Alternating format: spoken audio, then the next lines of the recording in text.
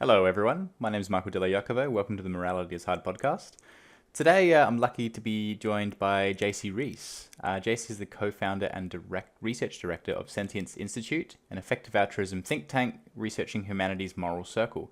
His new book, The End of Animal Farming, outlines a roadmap for humanity's upcoming transition to an animal-free food system when we'll eat real meat, dairy, eggs without animal slaughter. He has written in outlets such as The Guardian, Vox, National Review, and presented on these topics in over 20 countries. So we're going to be talking mostly about Jacy's new book today. So just for a bit of context, I know Jacy Reese through the effective altruism and effective animal advocacy kind of circle. So effective altruism, I think my listeners will be very familiar with. Just to give it a brief introduction for anyone who hasn't heard, it's the idea that it was more the question that we're trying to answer of how can I, as an individual with limited time, resources, money, etc., do the most good, do as much good as possible, do good as effectively as possible. And it's a movement kind of built around that. And then effective animal advocacy is focusing on applying that to non-humans. But I would say that effective altruism at its core is supposed to be as well cause neutral. So it's not like you pick a particular cause and then try and do as much good in that as you can, although you can do that. But for me, it's about being open-minded about which cause to even focus on in the first place. And the way to do that is to use, you can use the impact, neglectedness, and solvability framework.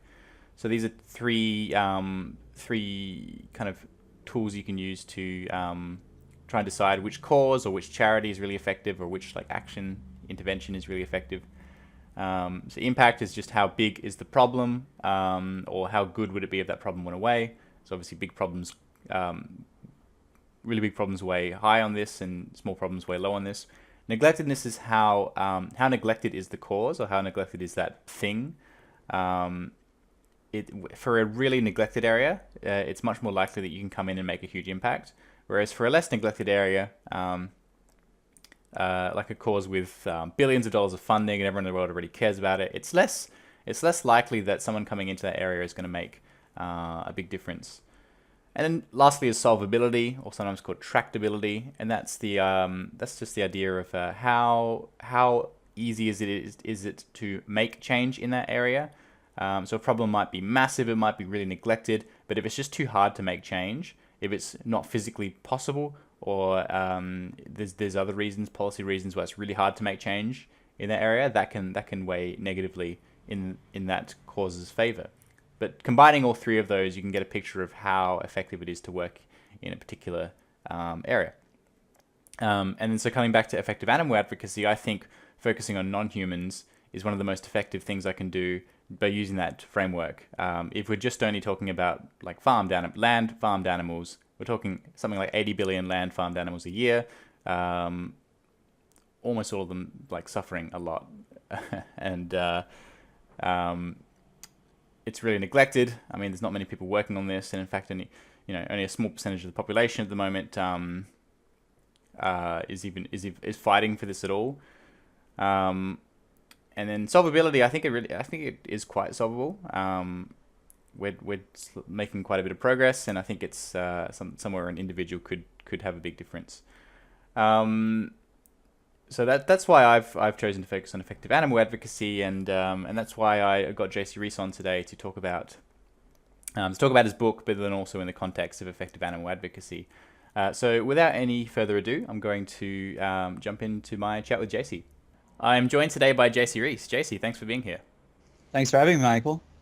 Yeah, so I like the story of your background, if I can start there, and how you came to be an animal advocate, because it starts in a place that one might not expect it to. Could you tell us a little bit about your background and how you came to be where you are today? Sure, there are two things you might be thinking about, so I'll cover both. But I grew up in the southern United States in Texas, in a really rural area around actually a lot of farms. Growing up, I did some stuff with the county fair and with some friends who had chickens and goats. At one point, as a middle school science fair project, I built a little goat exercising machine. And this was all before I really started thinking about morality or even the world at large, beyond my hometown. But as I started thinking about some tough intellectual questions when it came to morality, I decided I was a utilitarian. So I wanted to do the most good for all sentient beings, for humans and animals, which led me to focus on effective altruism. So before I was an animal advocate, before I was a vegan, I was just, in the abstract, philosophically trying to help others as much as possible. And initially I was more focused on global poverty issues or other human issues like dangerous technologies like nuclear weapons or artificial intelligence. But then I got persuaded by these arguments in the effective altruism community to focus on farmed animal issues and expanding humanity's moral circle. And that's what I'm doing now at Sentience Institute. Yeah, great. Well, you sort of answered my next question a little bit, but I was also going to say I like to start these kind of discussions off by getting both sides to state their underlying ethical philosophy, because I find a lot of disagreements about like what actions to take, especially when we're talking about like how to do the most good or how to do good. They tend to come from a disagreement in like underlying philosophy rather than a disagreement about facts. So I think it's important to put that on the table. And you did just say that you're a utilitarian, but is there anything else you might have to add to like what ethical values drive you, or is there anything in particular you're trying to like increase or decrease in the universe? Yeah, I am a total hedonistic utilitarian, so I just care about the aggregate amount of happiness and suffering. To get really deep into the ethics, I'm not exactly sure what I mean by happiness and suffering, but it has something to do with the processes, the functionalist states of minds. So I would care about, humans, I would care about animals who had these certain capacities, and I would care about artificial sentience. So if we make robots who have reinforcement learning, have goal-oriented behavior, have mood-like states and these things, I would care about them as well. And then I also, when it comes to, beings who might exist or who exist today, I think they're all equal. I just am purely total, care about the total amount of happiness and suffering in the world. I would say I'm also suffering focused. This isn't quite a armchair theoretical view, but in practice, I tend to think that reducing suffering is the moral priority, even though when it comes to a trolley problem or some sort of moral thought experiment, I do place value on both happiness and suffering. The other thing I could add for meta ethics, I'm an extremely hardcore moral anti-realist. I don't believe in any sort of moral reality. And when I say I'm a utilitarian, that just means my preferences, my deepest preferences at my most conscious of minds, you could say, is utilitarianism. So even though my reflexes, if I grab a knife as it's falling off the table and cut myself, clearly I didn't take a utilitarian action. But if I have a chance to think about it, if I have a chance to listen to rational arguments, I will always try to do the thing that maximizes total happiness. Yeah, great. Well, I think thanks for that. I think we're like almost perfectly aligned then. So you've saved me the effort of saying my views. I think the only place where we might disagree a little bit is I'm not a moral realist, but I would like lean towards something like total utilitarian. I'd be kind of comfortable saying total utilitarianism is the best form of ethics, but we don't have to get into that because that's very deep. But yeah, so just for the listeners, if you at any point feel like you have a disagreement with either of us, just ask yourself, like, do you think it's a disagreement about facts or about the underlying ethics? And then like make sure you're thinking about it in that frame. Okay, cool. So your book, The End of Animal Farming, has been out for a little while now, I think a few months, and keen to get stuck into it in a second. But just to start off with, how effective do you think it was for you as an effective animal advocate to write the book? So keeping in mind like the opportunity cost of what else you could have been doing with your time and resources.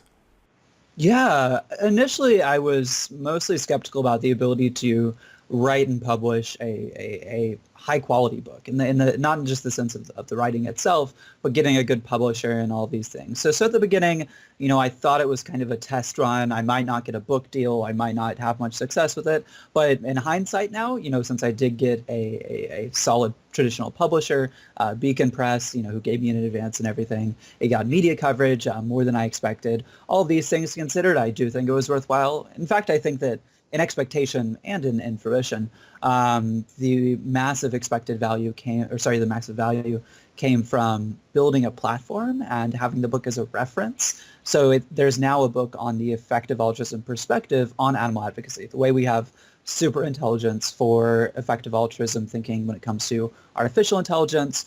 Poor economics might be the best one in the global poverty space. A lot of effectiveness-oriented thinking in that area predated the EA movement per se, but that's a really good book. And then we have Doing Good Better and The Most Good You Can Do as two books on effective altruism in general. So I think as that resource, as something that now allows me to go speak at events, for example. So this year I'm trying not to do too much speaking because I did about 3 months of it last year. I'll be going to a couple business conferences, and these are very, ho-hum normal events with C-suite executives who just think it's cool to have, authors come speak. And I think if I didn't have that book, I wouldn't be having those sorts of opportunities. And same thing for, getting published in media outlets like The Guardian or National Review. I think a lot of this came because of the book, and it did seem to be the best use of my time and resources. Yeah, okay. The conferences you're talking about, I'm just curious, are they like food or agriculture related conferences, or just not even? They're not. Yep. Okay. Yeah. So one's C2 in Montreal. It's a business conference, but if it had a focus, it would be kind of creativity. So you have lots of people from the entertainment industries, a lot of marketing and advertising folks are there. But it's mostly just big businesses like Pepsi or Facebook or Google or what have you. And the other one's called Brain Bar. It's in Budapest, and they pitch it as the Eastern Europe version of South by Southwest, the Music and Technology Festival in Austin, Texas. So they're both, having, I think, some speakers this year on food issues. They kind of like to do themes and pick speakers through those categories, but they're not agricultural conferences, and most people I will be speaking with. My hope is that, they'll foray into this space and they'll decide, oh, maybe I could invest in one of these companies. An entrepreneur looking for their next business idea could join in or something like that, bringing people into kind of the widest part of the funnel. Cool. All right, so let's get stuck into the book. So you said in the end of animal farming, but I know you've also said this previously, you think there needs to be a shift from an individual focus to an institutional focus. So what do you mean by that, and why do we need that shift? Yeah, so I would call that the number one most important, and I'm curious if you agree, strategic conclusion kind of in the effective animal advocacy field. I think if there was one thing that people in the movement could take to heart and have the biggest increase in their impact, it would be this. So this is moving away from a focus on changing individuals one by one with, think most stereotypically of the go vegan message, trying to get somebody to switch to a vegan diet.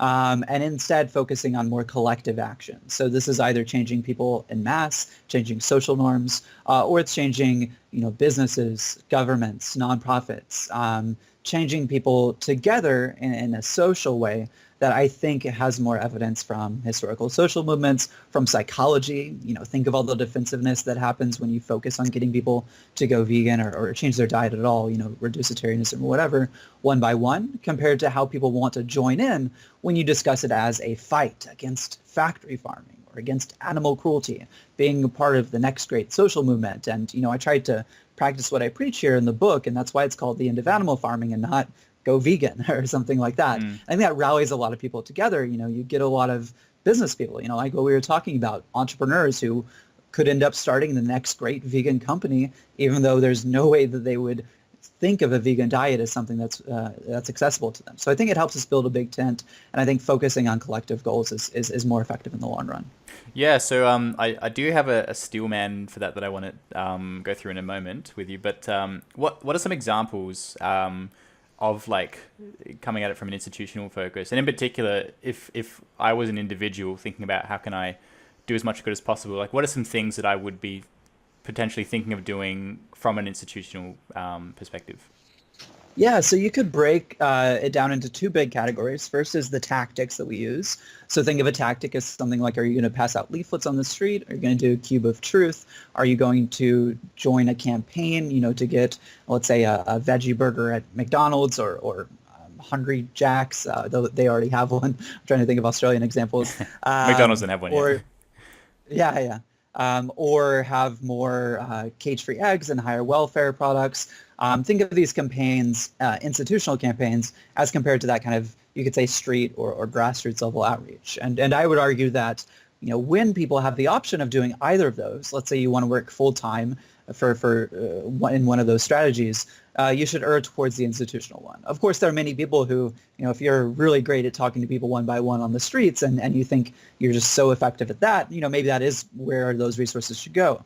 But in general, for marginal, unspecialized resources, I think they should be going towards those campaigns. And this can involve street level, grassroots activism. The Humane League is a really great group in the U.S. and expanding internationally that is encouraging people to form grassroots networks, to meet up, but to protest, in front of animal agriculture supporting companies like a restaurant chain that could adopt, cage-free eggs or something. And a lot of this has to do with this welfare reform versus vegan or versus animal-free food access, which we can discuss. But I think a lot of that welfare reform action is building momentum for the end of animal farming down the road. Then the other big category of things is the messaging. So do you say something like go vegan, or do you say join the movement to end animal farming? And I would argue we need more of the latter. In fact, I would say right now in the movement, there's about a 90% focus on individual rhetoric. So saying things like, reduce your meat consumption, leave animals off your plate, everything that you have seen at the end of, an undercover investigation video or the end of a, viral YouTube lecture, these sorts of things. And I think we're missing a lot of people who would get on board with that institutional message.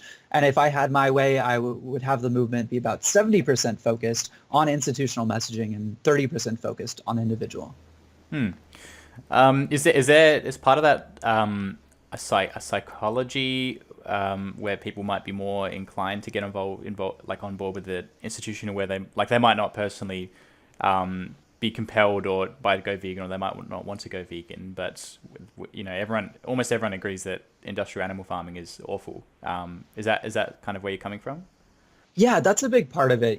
I break down all the evidence we have on effective animal advocacy kind of into social and psychological. And from the social perspective, there's evidence from historical social movements. In fact, I don't know of any historical social movement that's really succeeded with this heavy focus on go vegan or some analog of that messaging, in their respective movement. But psychologically, you get a lot less defensiveness.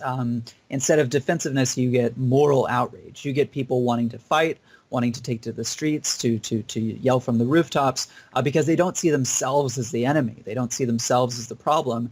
They instead are perfectly happy to say, oh yeah, animal agriculture, factory farming, I would love to join a fight against that, or especially against animal cruelty, environmental devastation, public health hazards, etc. So there are arguments on both sides, and I think that's why this is such a powerful conclusion, is because there's tons of evidence in all these different areas. Yeah, so one example that comes to mind from the Australian perspective is we have live exports of animals in Australia, so a lot of animals that are shipped live in especially bad conditions to other countries overseas. And so the AntiLive export movement has gotten a lot of attention from just the general public as well, and a lot of outrage about that. And I've wondered if the reason for that, and not for, because I mean, it is seeing the footage of the live export ships and then seeing the footage of animal farming in Australia, it's worse, but not a lot worse. And so I wonder if the reason why it's gotten so much more attention is because people aren't.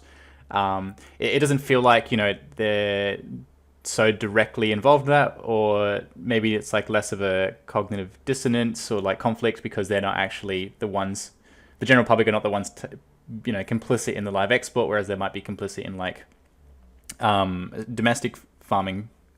Is there any, do you see any link to that, or is that separate? Yeah, I don't have hard data on this. I do think that's a factor. There's a really smart guy at Animals Australia named Jacy Marks who's thought a lot about this sort of thing. I do think there's elements of, it's specific, it's concrete, live export sounds kind of exploitative in a way.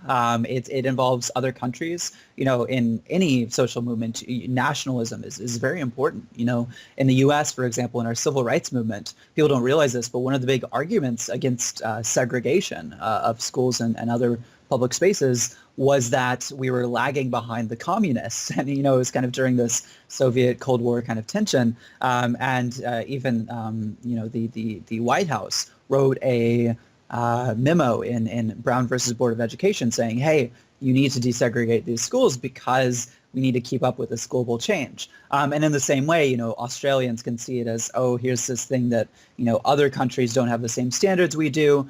They don't love animals the way Australians do. They don't have, animal husbandry as a part of their national identity, what have you. And that allows you to build more momentum. I mean, you don't want to overstress it.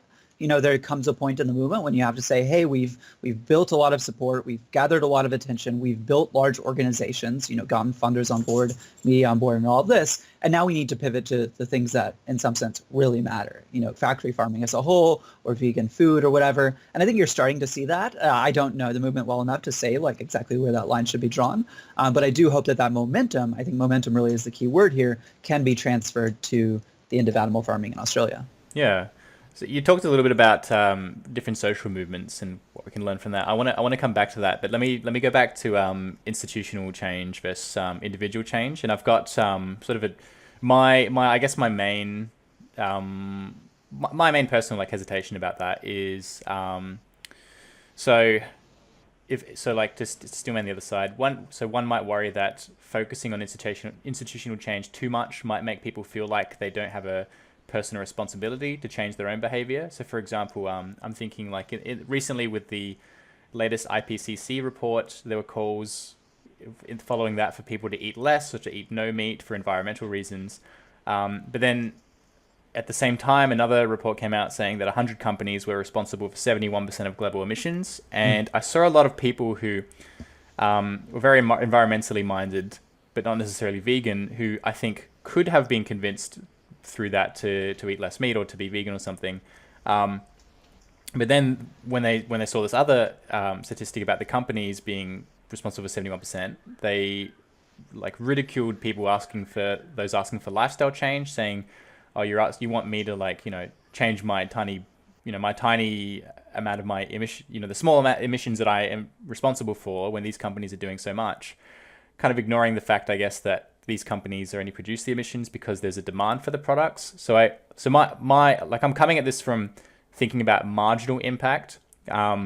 So it would be huge if these companies did something about their emissions, but as an individual marginal actor, which is how I think we should always be thinking about our actions and how can we do the most good.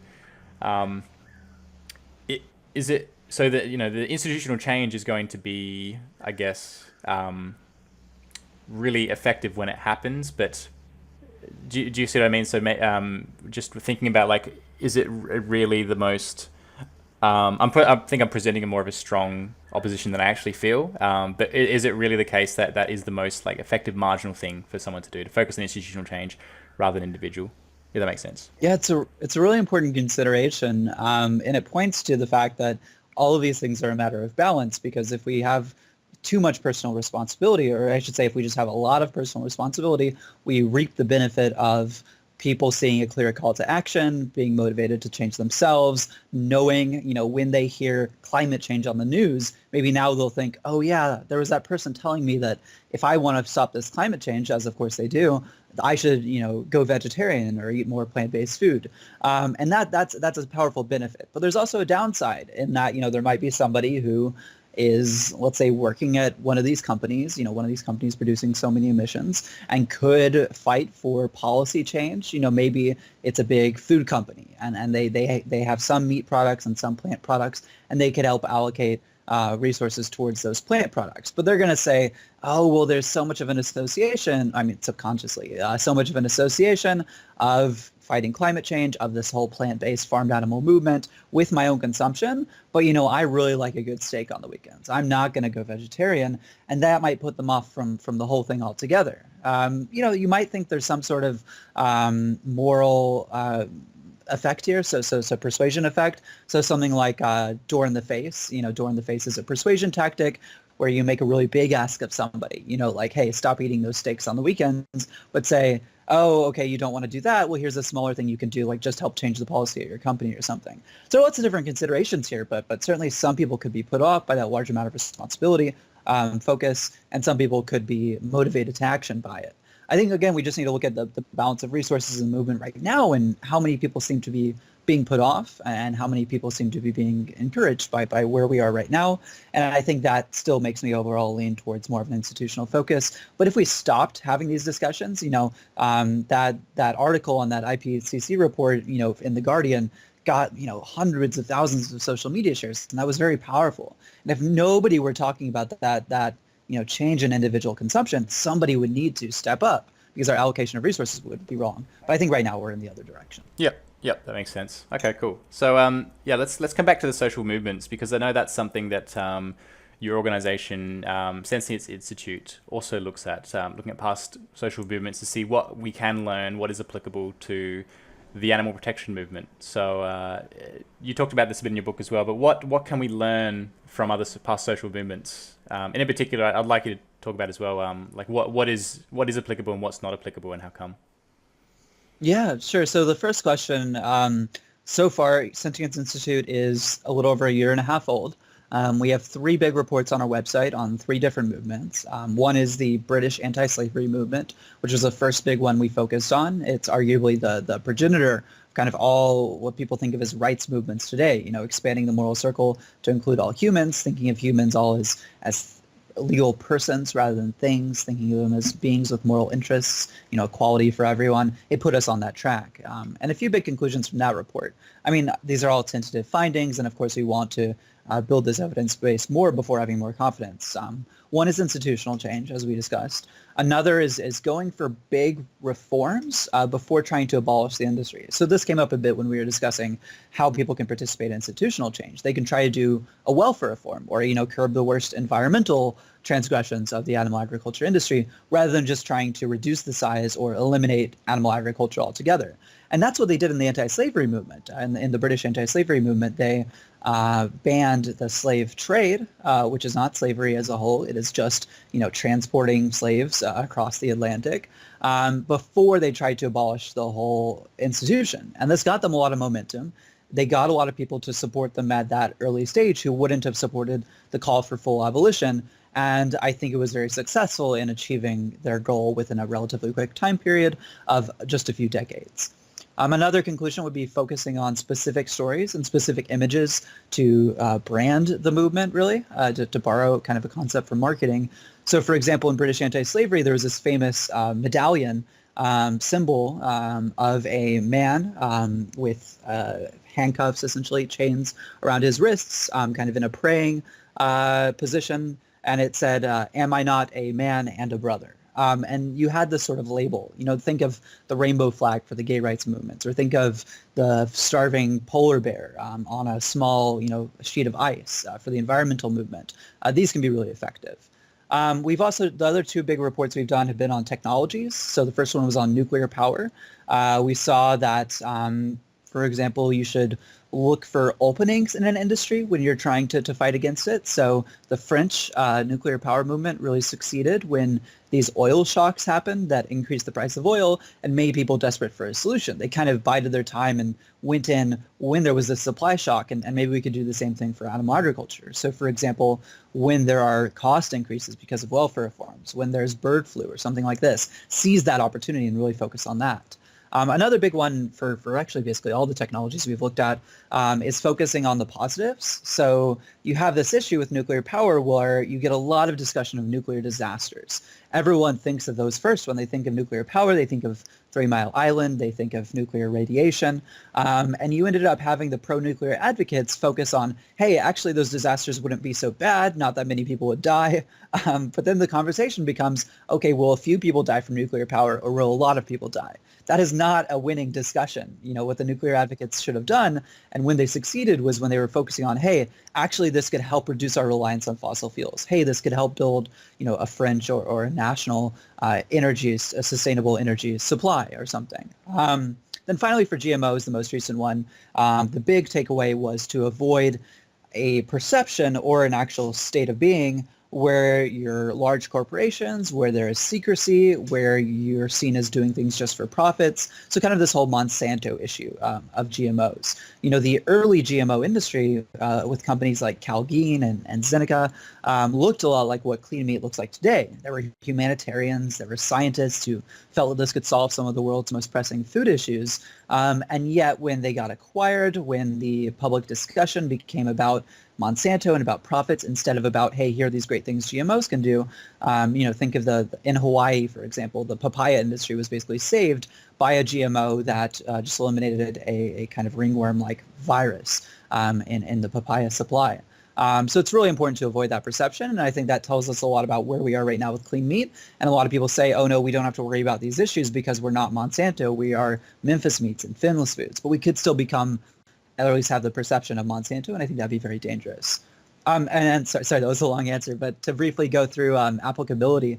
So we basically want to look at the kind of axes upon which social movements vary and say, where is animal advocacy along those axes, and then what's most similar along them. So for example, farm animal advocacy is basically an ally-based movement. It's pretty difficult for the farmed animals themselves to speak out. They obviously can't politically organize. They don't have the same capacities for language. They can, be on video screaming or something like this. And it's important to echo those voices when we can, but mostly it's humans fighting on their behalf. So this looks, for example, pretty similar to the early anti-slavery movement, where the people who were enslaved in any society didn't have much of a voice. They weren't able to politically organize. They could revolt, but there was so much power being held by the oppressors that they weren't able to get much done on their own. And the seeds of discussion had to be planted by people of the oppressing class.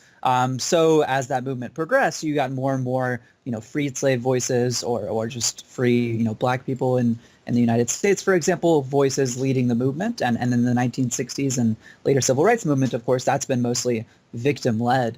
That's a pretty different sort of movement. So you want to look at those axes. Another one is like recency. So just anti-slavery, a downside of it is that it's so far in the past. We didn't have the internet. We didn't have radio. We didn't have all these all this infrastructure that we think of as pretty key to communication and social change right now.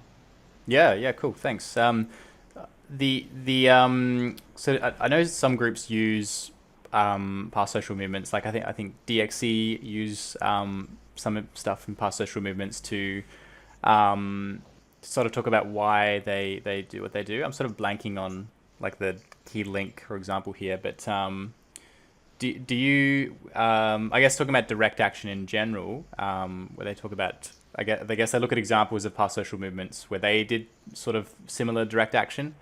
Do you think that in particular is applicable, those sorts of actions? Yeah, so direct action everywhere, I really like to point to a few examples. The big one is the 1960s civil rights movement. For example, the Greensboro sit-ins. So where some young black men sat at a counter that was for whites only and protested just by being present in a place of the institution they oppose, and other forms of direct action.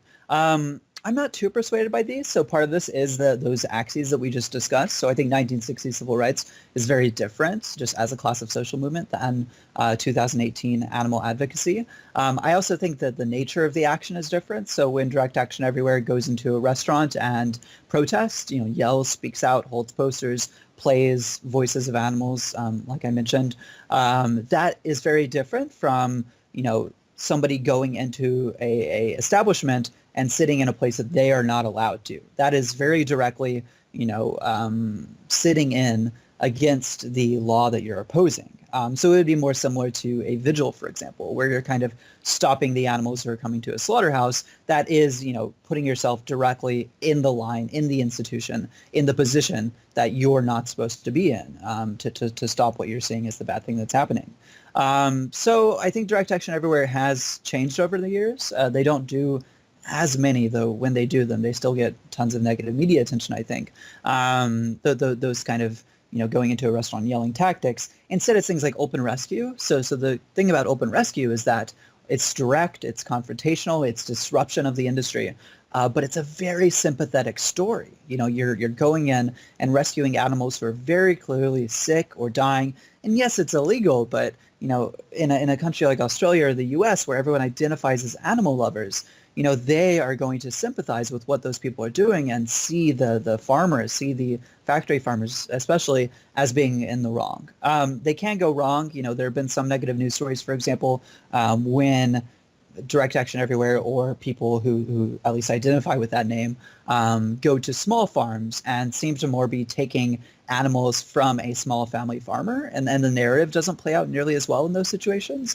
So it varies. I'm not sure it's where I'd be putting as many marginal resources in the movement right now, but in terms of is it net positive, I do think the open rescue is. I don't think the going into restaurants and yelling was. Yeah, and I think that's an important concept you just raised of net positive. A lot of people, I think, in the movement assume that any action for animals is good.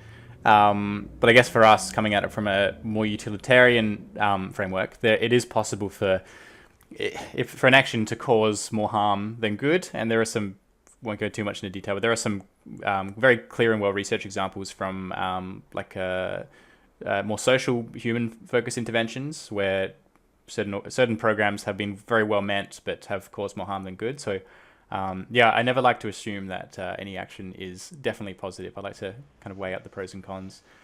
Yeah, I mean, it's not even a thing where it's trying to point to specific people in the movement and saying they're doing bad. I'm sure some of the things I've done in my advocacy career have been net negative, and it's just an inherently richly complex and fascinating intellectually, but challenging space to be in, to be trying to affect society at large. And I think we're all going to end up doing some harm, with our careers, with our activism, but still it's all about expected value. It's about taking the risks when you need to, when there's a really big upside at play. Yeah, absolutely.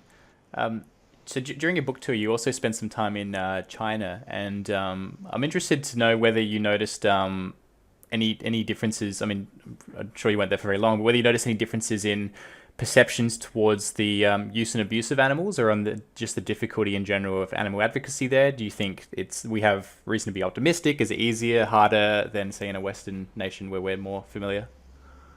Yeah. I mean, I looked into China a lot and had a lot of discussions with people there on the ground. There's a big interest in China and the farm animal movement as a whole, because around 50% of the world's farmed animals do live in China, especially because of fish. I would say that things are on the whole more difficult. They definitely have some advantages. So, for example, culturally, it's seen as something admirable from a family perspective, often to go vegetarian or to eat more plant-based foods, because it's in line with, let's say, a Buddhist tradition or something like that, or it's in line with what their grandparents ate, when they were much poorer a few generations ago. So you kind of have this confluence of modernity and environmentalism and animal compassion with these cultural traditions, and we don't have that in most of the West, because instead our tradition, our 4th of July or Australia Day is focused on lamb or on hot dogs or burgers or what have you. So that might be an advantage. But overall, they're dealing with a difficult, government situation. Most change in China is top down. And in fact, I think when the farmed animal movement kind of succeeds in China, it's going to work that way, assuming there's not just huge changes that happen in China socio-politically. So, for example, the government itself could decide to invest in cultured meat, or plant-based meat, or some sort of vegan technology. You could have international nonprofits that work at an institutional level there. There's a group called ProVeg, which is very positive, that they work with cafeterias and food companies to incorporate more plant-based foods, and that really nice positive approach works well in a place like China, because you're not trying to antagonize everyone. You're just saying, hey, you believe in environmentalism, you believe in caring about animals, public health issues, so you should join along on that. On that point, I should mention another advantage, though it's a sad advantage, which is that China has had some huge public health issues when it comes to its food supply, and in particular animal products. So, for example, some people were diluting infant formula with some harmful chemicals, and this was a huge news story, killed a lot of children. And it's led to a not just government demand, but a public impetus towards safety in the food supply. And that can make an angle like, hey, we need to end factory farming because of antibiotic resistance, very powerful in that case. So yeah, there are advantages and disadvantages. I think overall it's going to be a matter of institutional change and top-down approaches. And I think if, the Chinese government does decide to get on board rather soon, they will very quickly become one of, if not the global leaders in vegan food. Yeah, so cool. One reason why I think about developing nations in general a lot about when I think about effective animal advocacy is because it seems like the rate of increase of animal product consumption is so high as these nations develop. There is a increased demand for animal products, and I think in China, I'm going to get my numbers wrong, but it's something like the demand for animal products in the last like 3 or 4 decades has doubled or maybe tripled. I'm not sure if I've quite got that right, but it's definitely going up quite fast. And so that's sad, but it's also maybe a big opportunity. Do you think there's anything to be said for like preempting that growth in demand and focusing on to ask that question another way, could we be focusing on, say, as a donor wanting to donate to effective organizations to alleviate animal suffering, could we be focusing more on developing nations, or should we be focusing on developed nations? Yeah, I think preemption is a really important concept as a whole here. So looking at how much of an opportunity there is for change or establishing norms kind of before something even becomes a problem. So right now, if you can help China not go down the path as much that the West has gone on, that could be very powerful. I mean, I should say that I think people have some misconceptions here. Factory farming already is the global norm. Over 90% of farm animals worldwide live on factory farms. Lewis Ballard of the Open Philanthropy Project, who because that's an extremely large foundation. They're working with something like $8 billion. They're able to really see firsthand and participate in these developing countries. When he visited India, he mostly just saw these factory farms with even the same breeds of chickens that we have here in the United States. So it's definitely still present, but I think we can and should preempt it.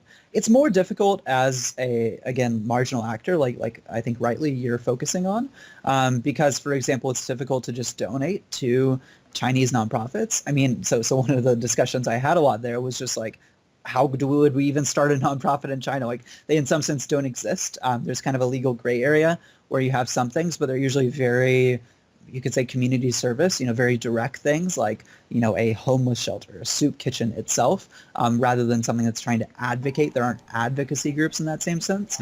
But you could have a group like ProVeg that is working internationally and choose to support them. And that is at least more of your resources going towards China or India than in other places. Though I do think overall, there's a really good case for focusing on the United States. The United States happens to have California, which happens to have Silicon Valley, which is a huge hub of technology. And I think technology is very important in this whole story of the end of animal farming. So there's a good case for focusing on some of these high income, even lower meat consumption. I mean, just as a proportion, countries. But I think the U.S., Europe, China, and India are the 4 biggest regions to focus on. I mean, if you're in Australia, Australia also has some challenges when it comes to donating out of the country, because Australia has some really great groups like Animals Australia that you can donate to. I think that's still fantastic and a good bet.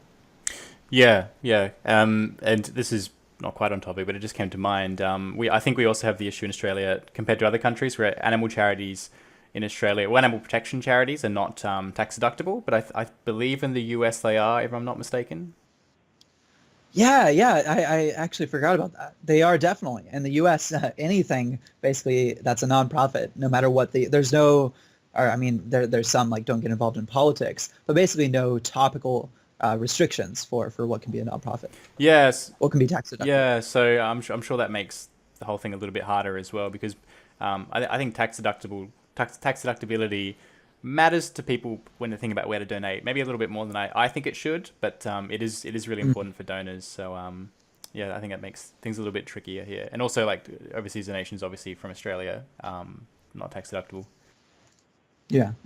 Also volunteering and everything, it's much easier to work with Animals Australia. They do some good stuff with, for example, passing out these new plant-based foods. And just once you get those in front of people, they then see eating more plant-based foods is so much easier because everyone has these, misconceptions about, disgusting vegan food. Yeah, so let's talk about that a little bit because they're starting to do that more. Animals Australia is starting to do that more on campuses, universities in Australia, and they'll be at my university at some point. And do you think that's like a pretty valuable use of time to be giving out vegan food to people versus say something a bit more direct like I don't know, like handing out a Go Vegan flyer or something? Yeah, if I had to pick a non-institutional street-level activism, it would be passing out vegan products, sharing plant-based foods, especially on college campuses. If the trade-off is being able to do some sort of campaign strategy or work on technology or something like that, that could be more of an advantage. But a lot of people like to get on their feet, do some activism on the ground. And I think that's a great choice there. So yeah, I like it. I mean, in general, I think we need to focus a lot more on the how of eating plant-based food. Most people understand that whether it's for their health or the animals or the environment or many combinations of all of these issues, they should eat more plant-based food. They just struggle with the how, where do you get your protein? They don't want to give up what they've been eating their whole life. And if you need to tackle that directly, passing out a Go Vegan leaflet, sharing undercover investigations, for some people, you can muster the moral motivation to kind of bypass those practical issues. But, as vegans or as animal advocates, we're very unique in that we are willing to take huge practical steps to align our behavior with our values. And most people aren't willing to do that. They need to eat that chicken nugget, that vegan chicken nugget, realize you're not having to give up the taste of meat. And that is one of the only things that will allow them to change. Yeah, I guess anecdotally, so I've been doing various forms of animal advocacy outreach, street outreach for the last probably almost 4 years. And I do Cube of Truth as well here in Sydney. And I guess just anecdotally, at least, one of the things that I've noticed is over time, the objections have gone more from like the why, to the how, as you say. So now when I talk to people, often they'll say, I know, yeah, it's like pretty bad, but protein comes up sometimes, or like health in general, or other stuff. So and I think for me that's one of the strongest arguments for institutional reform is because it makes it easier to make the transition. Any like new products that come out, it makes it easier, and it seems like a lot of stuff has been happening around the world in the last couple of weeks, even with like major food chains bringing out vegan options, which I think is great. Yeah, yeah. I mean, people kind of forget about this, but when a product launches, only one part of the impact there is having that product, people eating it, people going to that restaurant and choosing it instead. It also gets a ton of media attention, and everyone's thinking about plant-based food and discussing it. I think that itself is really powerful. So I think hyping those stories, sharing them with people, if you have a friend who has said, hey, it seems really difficult to go vegan, but that friend really likes, McDonald's or something, then share that McDonald's vegan burger story with them. And that can often get them on board where the moral arguments couldn't. All right, so moving on to something a little bit different that you covered in the end of animal farming. I was surprised by how recent the scientific acceptance of animal consciousness actually was. And you gave some examples, but it looks like the majority of people in that field of animal consciousness really didn't put so much credence into just the notion of animals being conscious or sentient until like relatively recently, like I think only something like 3 or 4 decades was when it went from most thinking they don't to most thinking they are. Am I remembering that right? Yeah, I mean, maybe even more recent. I mean, there aren't good surveys tracking the attitudes of academics, but I think definitely the at least psychological and hard science community did lag behind. I mean, I think you get this issue with when it comes to helping animals, where people associate caring about animals with just sentimentality and warm feelings in general. Think of who who rescues a lot of animals, who has 20 cats at home or something like that. Those tend to be the more feely people rather than, the sciencey people, if you can think of a distinction there. And I think scientists saw it that way, and you really had to just brute force it and just say like, hey, society is getting on board with this. It makes sense. The logic is sound. The evidence is there. So you need to get on board with it. Because previously, nobody is really a specialist in animal consciousness or in animal sentience. That's an important thing to keep in mind. You had a lot of people who studied human cognition because that's what they saw as the entire field, and then, maybe studied animals insofar as they were relevant to humans. And then you ask them, in these discussions to kind of speculate about animal consciousness. So it's not like they had, thought about this rigorously and then were asked for an opinion and were wrong about that opinion. It's more that they hadn't really thought through the arguments. Right. Because the arguments are quite sound. Anyone who's, stepped on their dog's tail and heard them yelp understands that there's a similarity there between their processing of pain, or whatever you want to call that, mental happening, with what's happening in humans. But yeah, you saw this big change. I've seen this in other fields too, and I get a bit skeptical of it at times when we discuss this big transition that happened that seems really recent. So for example, in economics, there was a transition with behavioral economics with Amos and Tversky, and thinking of people not as purely rational beings, but instead as these flawed actors with cognitive biases and things like this. And I have trouble believing that, before that, really economists believed that all humans were kind of perfectly rational. They had real lives, they interacted with humans on a daily basis. Surely they saw a lot of the flaws that we had. So I think sometimes it becomes a bit of a story, and it's more of, hadn't really thought about it, hadn't really developed it in scientific terms. And maybe that's more of the story that should be told about animal consciousness, rather than, everyone was obviously wrong in this huge way. But again, no hard data. It's hard to tell. Yeah, that's an important point. And it sort of makes my next question a little bit less valid. But I was going to ask, should we feel sad that it happened so recently, or is it like, the other way to look at it is, I was like, wow, we've come so far, and so it seems like we've come so far in so little time. Maybe that's reason for optimism. But maybe what you just said means there was no such big shift, perhaps. Yeah, I think sad about the underlying mechanisms of academia and human knowledge, but happy about this particular issue and the fact that we have accomplished so much, and scientists even themselves have pushed for so many policy or other changes in this short period. That should make you optimistic about how rapidly future change can come.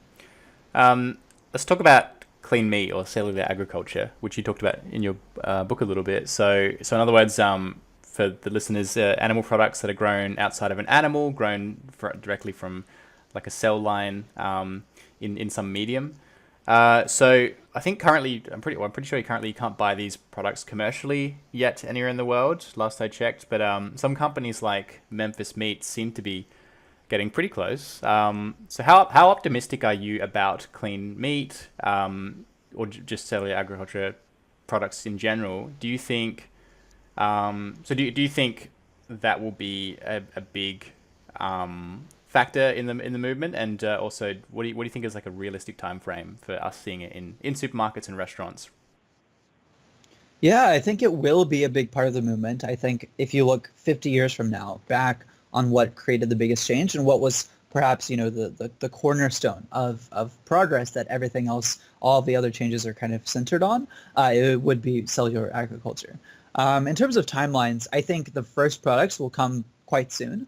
I would guess within a couple of years or something, because you can make them very expensive. You can only sell a few of them. And there's a big incentive for companies to do this because it gets you so much investor interest, so much media attention, so much hype, so much traction. You're seen as the first company to commercialize cultured meat. That's a monumental achievement. Cost competitiveness and lowering those costs and having it widely available is much more challenging. Think of the Impossible Burger. So we have the Impossible Burger and the Beyond Burger in the United States, which are these new bleeding veggie burgers, the new generation of plant-based meat. And they've been taking off quite rapidly. Those companies are building new production facilities. The prices haven't really decreased, but definitely the number of restaurants in which they're available has hugely increased. But that's because they're working with existing technology. They know how to mix plant ingredients together. They know how to produce, the heme is one of the plant-based ingredients in that. And they can do that really reliably. You can't do that with cellular agriculture. Once those first products come onto market, if you want to lower the cost, you're then going to have another, scientific innovation of, hey, actually we can use, let's say, this compound in the media, that makes them grow at 200% the rate that they previously were or something. So it will be more difficult and go more slowly. I would guess it would be a matter of decades, maybe a decade or two, maybe up to a few, before we actually see cost competitiveness. It'll also vary a lot by product. So if you need something that has like a 3D structure, like a T-bone steak, that seems very, very technically difficult. Whereas if you just want ground beef, if you just want a chicken nugget, if you just want a fish croquette, that seems a lot easier. Yeah, it definitely seems like there's a lot of low-hanging fruit there. Like you mentioned the chicken nuggets, for example. I think could be one of the first ones. But then also from the other side, I've read about foie gras being maybe one of the first products to be in restaurants, because foie gras is it's like a they force feed ducks to make like their liver a certain texture with like a certain amount of like fat content. And this is a really expensive product. It's somewhat of a delicacy in some places. It's also gotten a lot of negative attention because of just how horrible the farming practice is. But because foie gras is already so expensive, if we could make a realistic alternative product with cellular agriculture, it's I guess your price point, the price you'd have to match would be so much higher that it might be easier to get it below the price of real foie gras and just to take over that particular niche market. What do you think about that? And do you think people should focus on that first, or other like cheaper things? Yeah, I think it's a really promising strategy. Foie gras is unique in that it has a confluence of important factors going for it. So it has, the huge ethical issues. It's not just expensive, but it's relatively homogeneous and simple relative to its cost. So it's similar to a chicken nugget in that it's the same texture throughout. It's kind of like a pate. It's kind of like a fatty blob. I don't know how to describe it exactly. Obviously, the taste is rich and nuanced, and that's why it's such a luxury product. But it's easier to produce than something with the structure of even think of a cheap cut of meat, a cut of beef or something that still has the sinewy nature. It chews, it bites apart. Even that is probably more difficult than a product like foie gras, just because the texture, just the structure of it is so complicated. So I'm optimistic about that. I do think there are a lot of reasons to favor poultry and fish as some of the first products, both for technical reasons, such as white meat doesn't have the bloods, the vasculature that red meat does. So it's technically easier from that perspective. And then ethically, most farmed animals, around 93% globally, are chickens or fish. So it seems like a much more urgent product to displace in the current market. Yeah. Let me hit you with another steel man quickly. But one of my fears, I guess, is the promise of clean meat might also slow down progress that would otherwise happen. And of course, it's a balancing act. There are pros and cons to everything. But a few people I know have already said, "Oh yeah, I was maybe thinking about going vegan, but then I heard about this clean meat thing, and now I figure I'm just going to wait for clean meat." And so, is there much to that? Personally, I still think the pros outweigh the cons, but I that's something I have noticed. Yeah, there is a study being done on this. It's not published yet, but just exposing people to information about these products and then seeing how that affects their current attitudes. Because you'd want to tease out things, like how many people actually do feel that way. You might have a lot of people who say that. People will say kind of all sorts of excuses, even if it's not actually changing their behavior. But I do think it's something to keep in mind. Yeah, in the book, I discussed the example of super meat, which used a line of saying meat is really delicious, and just talking about how great meat was and how we shouldn't give up eating it. We're just going to make it from something else. But the one-liner from that, what most people would see if they just ran across that webpage, is just how great meat is, and the fact that we should never give up meat. Which, the existential thing here is, hey, what if actually cultured meat fails? What if it's not viable as a technology for various reasons, we can't even think of right now? It's just too expensive, and it would take, unrealistically advanced biotechnology to be able to produce it at even twice the cost. of animal products, then, well, we're going to need to switch people to plants. We're not just going to give up as a movement. We would need a plan B.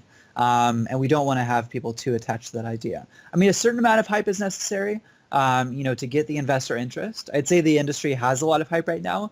So what I've heard from people in the industry with these technologies is that they haven't really heard of a company that needed funding, that especially needed its angel funding, early on, or even up to a Series A for an early startup, and wasn't able to get it. There is enough interest, there is enough hype around the field to support people who want to work on these things. So maybe you might think at this point we should just be really focusing on the technology and not working so much on sensationalizing. But, if we end up going into, an artificial intelligence as a field, they call these AI winters. When they had really decreased interest, not many people investing, not many people working on the technology, then we might need more hype and more of a focus on the technology itself and how great it could be. So it's all a balancing act, as we discussed earlier. I would say, that super meat language was a bit too much, but overall, the industry, I think, is doing pretty well on this axis.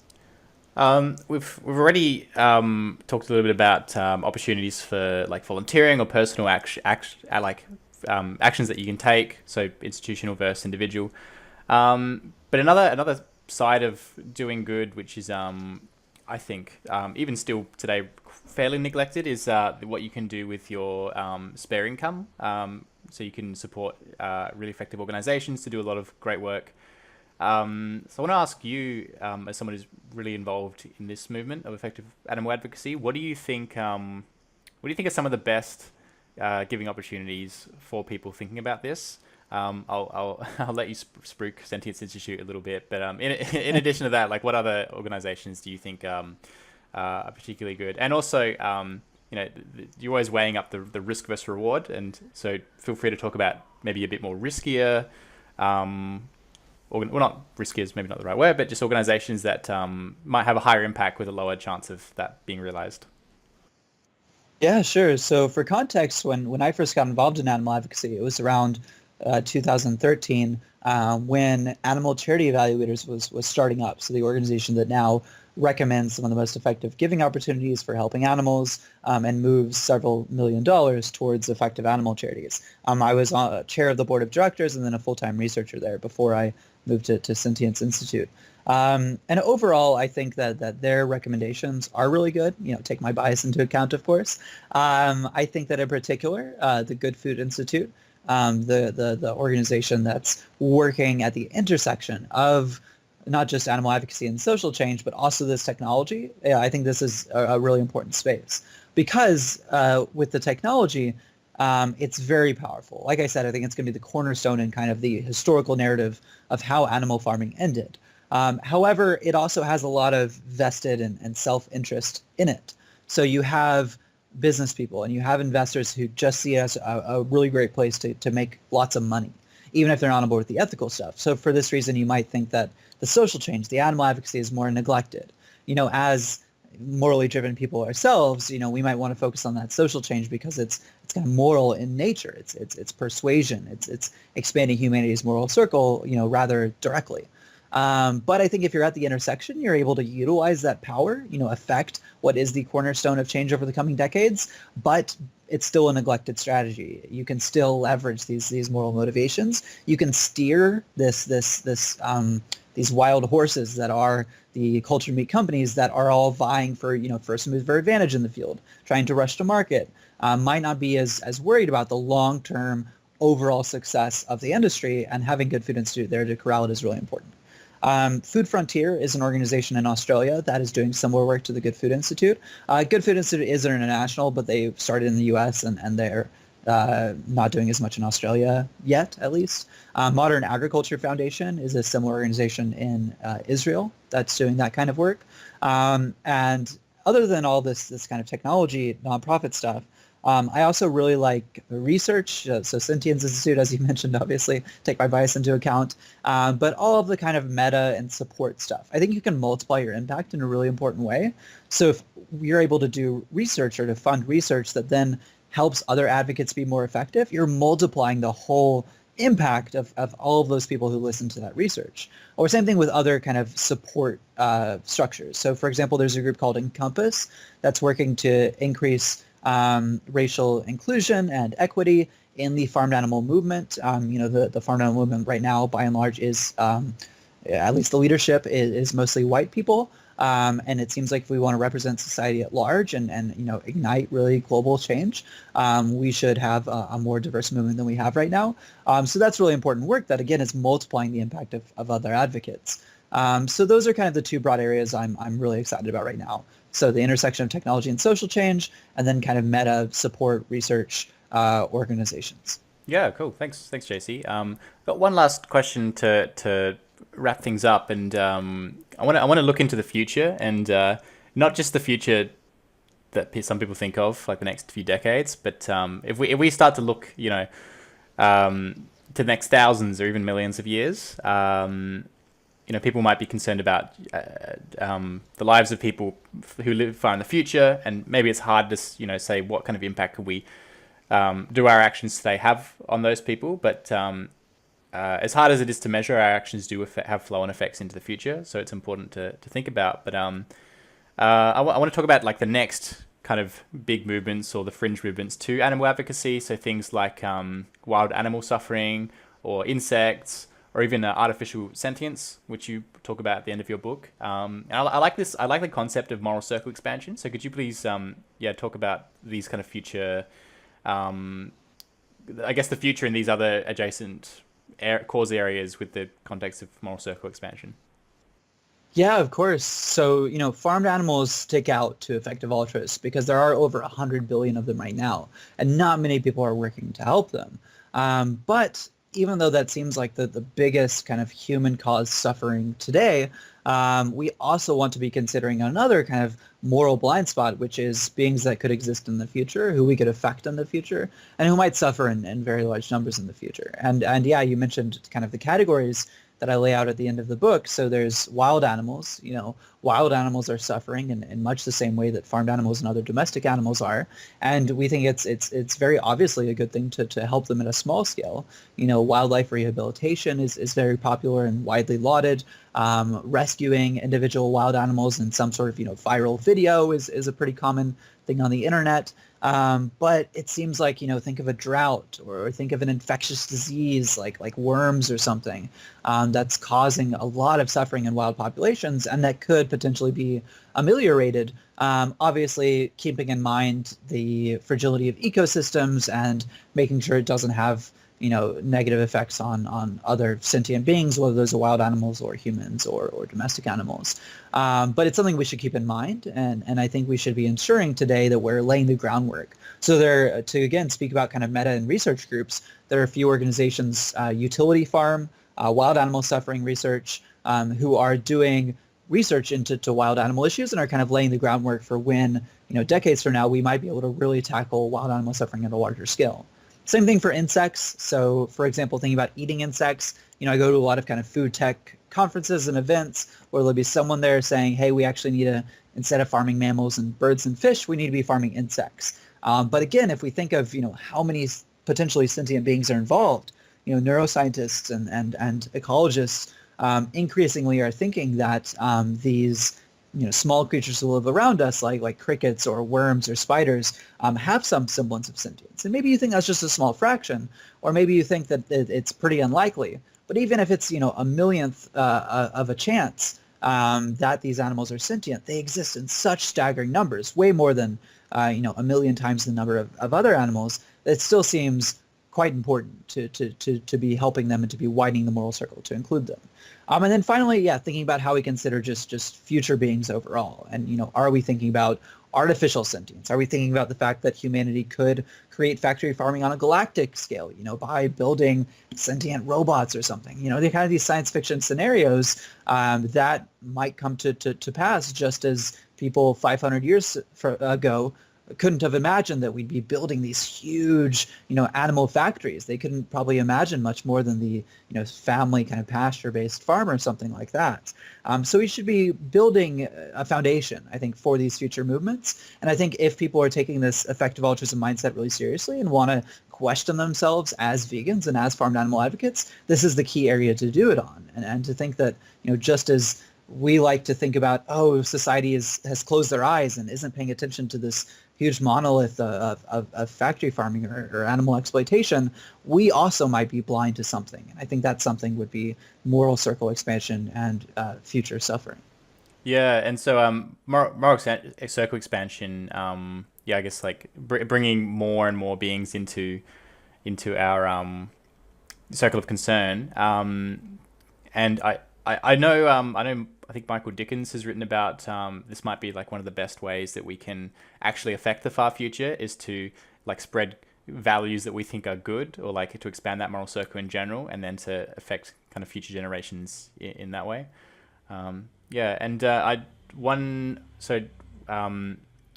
phrase I like, and I don't know if she coined this, but I know Diana Fleischman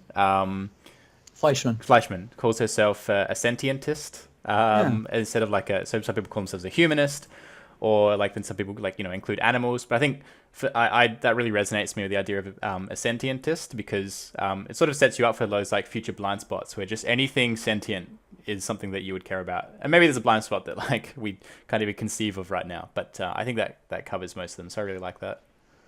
Yeah, yeah. Expanding the moral circle to include all sentient beings, I think is a good one-liner for kind of what I want, to be a little more specific than just utilitarianism, what kind of my main focus is. Because it isn't just farmed animals, it's in general expanding that moral circle. Yeah, absolutely. Yeah, thank you, JC. So where can people find your book? Where can they buy it? Thanks. Yeah, it should be available on Amazon. You can order it internationally from Amazon as well, in a lot of other bookstores, but that's the one that'll ship internationally. You can find me online on Jacy Reese on Twitter, Facebook, or my website, jacyreese.com. Follow Sentience Institute at our website. Keep in touch with our research, and if people want to get more involved, as I say in the book, but I also say every opportunity I can get, the people in this field really want to hear from you. If you're a young person who is thinking about a career in this field, people would love to talk to you about how you can found a company, how you can join a company, how you can work for a nonprofit, or do any of these things that we've discussed today. All of them, barring the ones we think might be net negative, are extremely valuable and are something that listeners can get involved with. Yeah, yeah, definitely. All right, thank you so much, JC. It's been a pleasure chatting to you. Thanks, Michael. Okay, so that was my chat with Jacy Reese. I hope you enjoyed it. I found it a really interesting conversation. So you might have noticed that I've been quite a bit less active on my blog and podcast recently. Well, my podcast is always sporadic. I like to say that I will interview someone or put some content up when I have something I really want to talk about or someone I really want to talk to, rather than trying to keep to a schedule. But my blog I have been letting slip a little bit recently. I haven't written as much for it. And that's because if you're not aware, I am running in the state election in New South Wales in Australia, for the Animal Justice Party, and so the state election is end of March this year. So I've been focusing a lot on that, a little bit at the expense of other things that I do. But that's something I think is could be an effective thing to work on, and so I've been focusing on that recently. If you want to follow my campaign and see what I get up to over the next few months, I'm on my candidate pages on Facebook. So you can either search for Michael Della Jacopo, Animal Justice Party, and it should come up, or facebook.com/Michael Della Jacopo, AJP Heffron. So thank you very much, everyone, for listening today, and I'll catch you soon.